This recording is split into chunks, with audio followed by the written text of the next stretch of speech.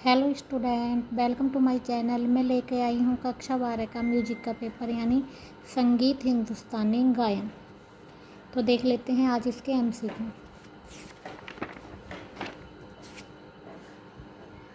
ये हिंदी और इंग्लिश दोनों लैंग्वेज में आता है। तो सबसे पहले देख लेते हैं पहला क्वेश्चन। खंड ए में आपसे एमसीक्यू पूछे गए हैं। राग मालकोस में कौन से स्वर वर्जित हैं? तो राग मालकोस में रे और पे स्वर वर्जित हैं। तानपुरे के कितने प्रकार हैं?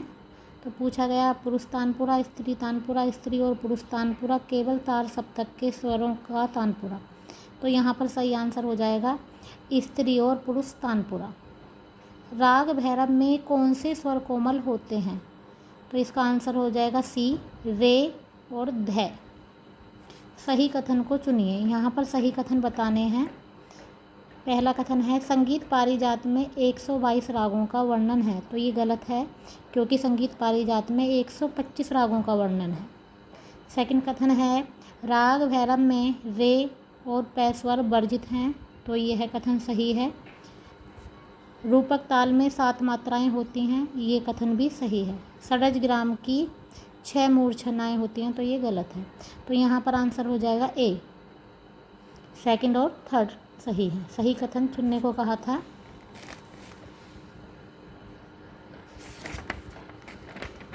अब आगे देख लेते हैं 5। सही कथनों को चुनिए। यहाँ पर भी सही कथन चुनने हैं। राग मालकोस की जाति ओडव संपूर्ण है। तो ये कथन गलत है क्योंकि मालकोस की जाति है ओडव ओडव। राग भैरव का गायन समय प्रातकाल है। तो ये कथन बिल्कुल ठीक है क्योंकि राग भैरव प्रातकाल में ही गाया जाता है। फैयाज खां का संबंध आगरा घराने से था। तो यह भी ठीक है। झपताल में 4 विभाग होते हैं। तो यह कथन भी सही है कि झपताल में 4 विभाग होते हैं। तो यहाँ पर डी आंसर हो जाएगा आपका सेकंड, थर्ड और फोर्थ। अब देख लेते हैं क्वेश्चन नंबर 6। सूची 1 को सूची 2 से मिलाना है। तानपुरा, तानपुरे का मिलान करेंगे हम जोड़ी तार क्योंकि इसमें तारों की जोड़ी होती हैं। ध प ग म रे स, इसको हम राग भैरव से मिलाएंगे। संगीत पारिजात, तो संगीत पारिजात एक ग्रंथ है और ये कब लिखा गया? 17वीं शताब्दी में लिखा गया था। धमार ताल, धमार ताल में 14 मात्राएं होती हैं। धमार ताल में विभाग होते हैं 4 और मात्राएं होती हैं 14। यहाँ पर आंसर हो जाएगा ए।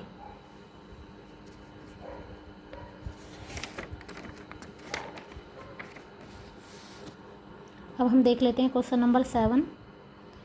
कोमल धैवत का प्रयोग राग मालकोस तथा राग भैरव में होता है। तो ये सही है। देखिए राग मालकोस में जो कोमल स्वर होते हैं वो होते हैं ग, ध, नी और राग भैरव में होते हैं रे और ध। यहाँ से आपके एक क्वेश्चन से कई क्वेश्चन बन जाएंगे। नेक्स्ट है राग बागे श्री के आरोह में रे और ध स्वर वर्जित हैं। तो ये गलत है क्योंकि रे वर्जित है लेकिन ध वर्जित नहीं है। रे और पे वर्जित हैं। और साथ में ये भी बताया गया है कि राग बागेश्वरी की जो जाति है वो ओडव संपूर्ण है। तो यहाँ पर पहला कथन सही है और दूसरा कथन गलत है। तो यहाँ पर आपका आंसर हो जाएगा कथन 1 सही है परंतु कथन 2 गलत है। तो यहाँ पर आपका सी हो जाएगा, सी। अब क्वेश्चन नंबर 8 देख लेते हैं। राग भैरव की जाति संपूर्ण संपूर्ण है। तो बिल्कुल ठीक है, राग भैरव की जाति संपूर्ण संपूर्ण होती है। तानपुरे के निचले भाग को ब्रिज कहते हैं। तो ये कथन भी सही है। इसे ब्रिज भी कहते हैं और कहीं कहीं पे इसे घुड़ज भी कह देते हैं, घुड़ज। और जो तानपुरे का निचला गोल भाग होता है उसको तुम्बा कह देते हैं। तो यहाँ पर आंसर हो जाएगा आपका बी। कथन 1 और कथन 2 दोनों सही हैं। तो ये थे संगीत के पेपर के यानी म्यूजिक के पेपर के एमसीक्यू। धन्यवाद।